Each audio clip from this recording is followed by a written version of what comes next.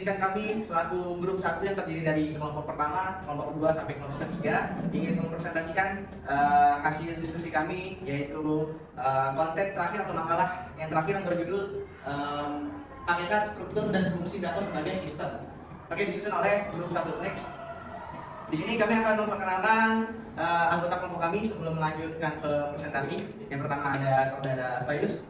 Nama saya Zulaifa, nama belakang 80.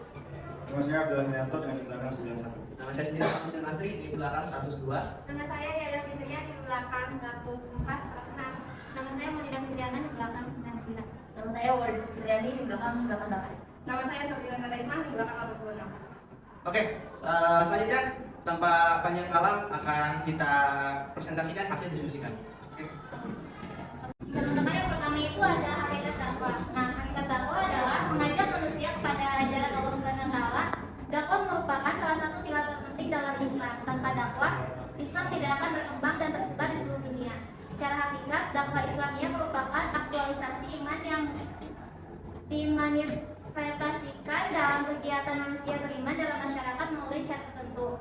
Dan demi terwujudnya ajaran Islam dalam segala segi kehidupan, kegiatan tersebut sering disampaikan secara individu atau kelompok melalui berbagai metode dan sarana yang bertujuan memberi perubahan dalam kehidupan. Selanjutnya itu hakikat dakwah dapat dilihat dari beberapa aspek. Nah, di sini dibagi menjadi 4. Yang pertama itu aspek teologis, historis, sosiologis, dan psikologis. Yang pertama, aspek teologis. Aspek teologis yaitu dakwah merupakan perintah Allah Subhanahu wa taala kepada setiap muslim untuk menyampaikan ajaran Islam kepada orang lain. Jadi secara teologis ini dakwah adalah perintah yang diperintahkan oleh Allah Subhanahu wa taala kepada umat muslim untuk menyampaikan kebaikan, menyeru kepada yang ma'ruf dan mencegah dari yang munkar. Dan selanjutnya itu aspek historis, itu bisa disebut aspek historis ini sebagai sejarah. Sejarah dakwah telah dilakukan oleh Rasulullah SAW sejak awal kenabiannya. Beliau menyampaikan ajaran Islam kepada orang-orang Arab yang masih menyembah berhala. Yang selanjutnya itu aspek sosiologis. Dakwah merupakan sarana untuk membangun masyarakat yang adil dan makmur. Dakwah mengajak manusia untuk berbuat kebaikan, berbuat kebaikan dan menjauhi dari kejahatan. Jadi aspek sosiologis ini adalah agar terciptanya kerukunan di dalam masyarakat yang mana manusia sebagai makhluk sosial. Dan yang terakhir itu aspek psikologis. Dakwah dapat memberikan motivasi dan inspirasi kepada manusia untuk menjadi pribadi yang lebih baik lagi. Dakwah mengajak manusia untuk berpikir positif dan optimis dalam menjalani kehidupannya. Jadi dengan dakwah, psikologis dari manusia tersebut dapat berjalan dengan seharusnya. Mungkin itu saja yang selanjutnya akan disampaikan oleh rekan kami. Selanjutnya kami akan melanjutkan materi selanjutnya, yaitu ada struktur dakwah. Struktur dakwah merupakan komponen-komponen yang saling berkaitan dan saling mendukung dalam pelaksanaan dakwah. Komponen-komponen tersebut meliputi 1. Sumber dakwah, yaitu ajaran Islam yang bersumber dari Al-Quran dan Sunnah. Yang kedua itu ada tujuan dakwah, yaitu untuk mengajak manusia kepada ajaran Islam. Yang ketiga ada prinsip dakwah, yaitu hikmah, pelajaran yang baik dan cara yang baik. Yang keempat ada metode dakwah, yaitu cara yang digunakan untuk menyampaikan ajaran Islam. Yang kelima ada media dakwah, yaitu sarana yang digunakan untuk menyampaikan ajaran dakwah. Yang terakhir itu ada saran dakwah. Saran dakwah itu adalah orang-orang yang akan dakwahi. Yang selanjutnya itu adalah struktur dakwah Allah. Dikatakan sebagai dakwah ilahiyah. Dalam struktur dakwah ilahiyah ini, Allah merupakan dai pertama dalam proses berdakwah. Sebagaimana tersirat dalam definisi Tanzil Al-Quran, yaitu firman Allah yang diturunkan oleh malaikat Jibril ke dalam utusan Allah Muhammad ibni Abdillah dengan kata-kata berbahasa Arab dengan maknanya agar menjadi argumen atas kerasulan Muhammad SAW sebagai tuntunan hidup manusia. Demikian berdasarkan proses Tanzil Al-Quran tersebut, maka dalam perspektif dakwah terdapat unsur-unsur dakwah, apalagi jika kita kaitkan dan kita bandingkan dengan paradigma komunikasi sebagai berikut. Pertama adalah Allah sebagai dai pertama, yaitu sebagai penyampai dakwah. Kedua, Al-Quran sebagai matbu ad-dakwah atau pesan dakwah. Ketiga yaitu malaikat Jibril sebagai wasilah dakwah atau media dakwah. Keempat yaitu penampakan langsung atau tidaknya malaikat Jibril sebagai usul dakwah atau metode dakwah. Kelima yaitu Nabi Muhammad SAW sebagai bantu atau objek dakwah dalam tataran proses dakwah kepada semua manusia. Sekian dan selanjutnya akan dilanjutkan oleh rekan saya. Baik, selanjutnya saya akan melanjutkan presentasi teman saya, yaitu sekarang saya akan mempresentasikan tentang fungsi dakwah. Fungsi dakwah itu ada dua hal, yang pertama itu fungsi internal, dan yang kedua itu fungsi eksternal. Fungsi internal adalah fungsi yang berkaitan dengan pembinaan dalam Islam.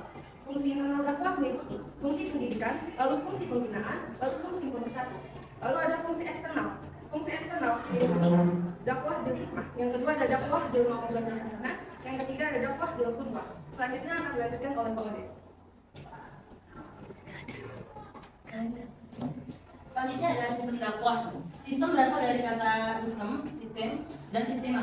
Sistem adalah sebuah kesatuan yang terdiri dari bagian-bagian yang saling terkait dan saling bergantung untuk mencapai tujuan. Dalam Kamus Besar Bahasa Indonesia, sistem berarti perangkat unsur yang secara teratur saling berkaitan sehingga membentuk suatu totalitas. Dalam menyusun sistem dakwah, perlu diperhatikan beberapa hal sebagai berikut. Yang pertama ada prinsip-prinsip dakwah, di mana dakwah harus dilaksanakan sesuai dengan prinsip-prinsip dakwah yang telah ditetapkan oleh Islam. Selanjutnya ada perkembangan dan perubahan zaman. Sistem dakwah haruslah bersifat dinamis dan dapat menyesuaikan diri dengan perkembangan dan perubahan zaman. Untuk mencapai tujuan utamanya, sistem ini mencakup 5 elemen utama. Yang pertama ada dai, objek dakwah, metode dakwah, materi dakwah, dan tujuan dakwah.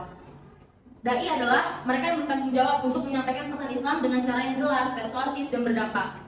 Ada objek dakwah juga yang memahami karakteristik, kebutuhan, dan konteks objek dakwah sangat penting untuk menyesuaikan pendekatan dakwah. Selanjutnya ada metode dakwah, mencakup strategi dan teknik yang digunakan dalam dakwah, mewakili cara penyampaian pesan Islam.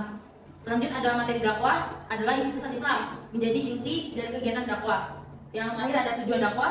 Tujuan dari upaya dakwah mewakili hasil yang diinginkan dari kegiatan dakwah. Dakwah bertujuan untuk mencapai kemajuan individu dan masyarakat secara keseluruhan, meningkatkan kepatuhan terhadap prinsip-prinsip Islam, keselamatan individu dan kolektif. Selanjutnya akan dilanjutkan oleh rekan saya. Oke, yang terakhir saya akan menjelaskan atau melanjutkan subbab yang terakhir, yaitu hakikat, struktur, dan fungsi dakwah sebagai sistem.